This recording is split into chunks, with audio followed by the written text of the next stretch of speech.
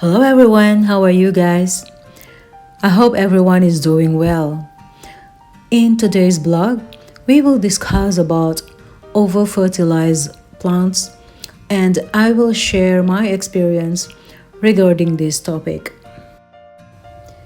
Overfeeding can be detrimental to the plants. Over-fertilization can actually decrease growth and plants will become weak and vulnerable to pests and diseases. It can also lead to the ultimate death of the plant. This is Asiatic jasmine plant and this was her look before fertilizer burn. Fertilized burn is the result of over-fertilizing plants or applying fertilizer to wet foliage. Fertilizer contains salt which draw moisture out of plants. And when we apply excess fertilizer to plants, the result is either yellow or brown discoloration, root damage, or even death of the plants. It was like 3 days before I noticed that it leaves turning yellow and wilting of lower leaves, and most of it are brown and it started to fall off. When I knew the reason behind this discoloration, I hurriedly get the plants and scoop as much of the fertilizer as possible. I also did this process called leaching. Leaching is the movement of nutrients down through the soil by watering. It also washes the extra nutrients out of the soil on below the root zone, allowing the plant to begin to recover.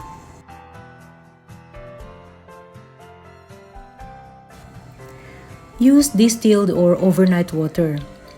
Fill the pot with water and allow it to drain out from the bottom. Repeat this process 4 to 5 times in order to make sure all the fertilizer is washed or leached away from the plant root. By the way, this little jasmine here, I propagated few cuttings about a month ago and this is the result. I used this little jasmine here because I didn't have the actual video of the plant when over-fertilization happened. I was bothered by the way it looked.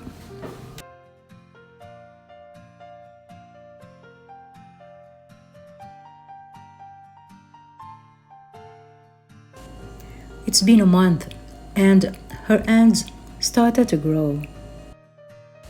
Fertilizer damaged her severely and leaching wasn't good enough because her leaves still falling and did not seem to get better. What I did was I repotted her to change a new soil, and after about a week, only then I noticed that the plant is looking better. And now I have to trim the plant and remove those damaged stems and leaves.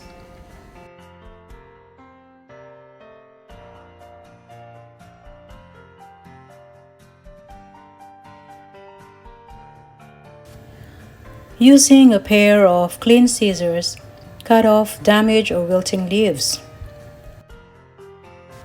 Although we can rescue an over-fertilized plant, but the damaged leaves cannot be revived. Removing them is important to ensure the plant's future health. And if you let those dried leaves remain, your plant may become a victim of pests or diseases.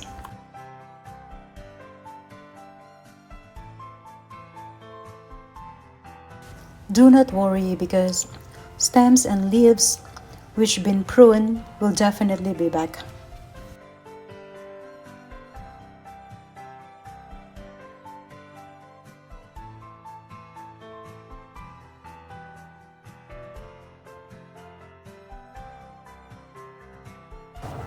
Some stems I cut and still looks fine. I will try to propagate by just putting them beside the mother plant.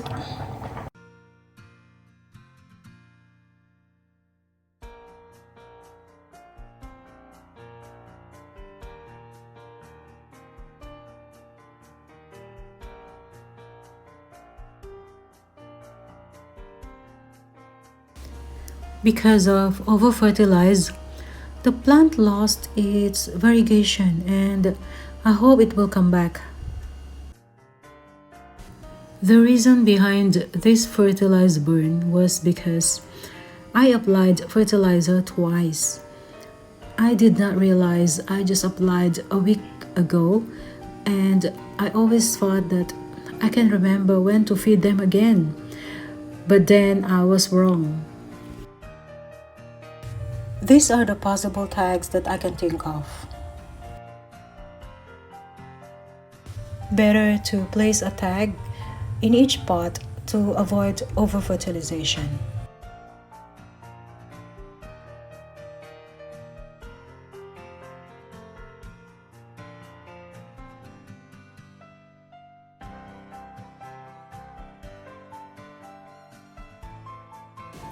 And last but not least, I will give you a little information about the differences of organic and inorganic fertilizer. Both of these fertilizers provide the necessary nutrients for growth, but inorganic fertilizers deliver a rapid dose of nutrients, while organic moves slower but more naturally and healthily. Inorganic fertilizer is comprised of minerals and synthetic chemicals, while organic fertilizer are natural and it comprises of plants and animal-based material.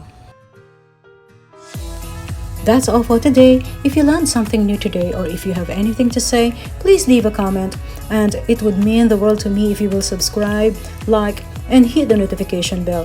Marami pong salamat. Till next. Bye!